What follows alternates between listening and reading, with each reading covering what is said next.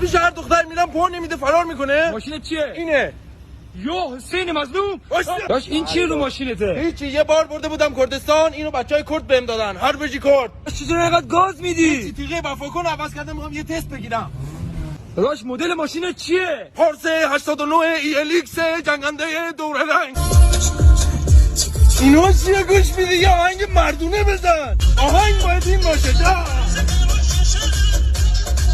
داش تو خیلی بد رانندگی میکنی یا خطرناکه؟ خطر واسه یه پاسدار معنا نداره. داش به جای پارس 207 ناز میخریدی. من مثل تو مورد ندارم. داش دختره میگه پسری که پارسال کنسله. داش ماشین تو چرا دوست داری؟ همینو بهت بگم که خودم مریض میشم نمیرم درمانگاه، ولی این یه چیزیش بشه درجا میبرمش تعمیرگاه. داش بریم یه قهوه بخوریم سرحال شیم؟ نه پول ندارم. تو گفتی پول ندارم، اکتان جوری خریدی؟ الان تو سرحال چی مهم‌تره یا ماشین؟ کار داری میکنی؟ هیچی، دارم پلاک در میارم یه باری ریز ببریم. داش ماشین تو میدی یه دور بزنم؟ مواظبت کن. چرا چی شده؟ با این درخواستی که تو کردی رفاقتمون از همین الان تمام.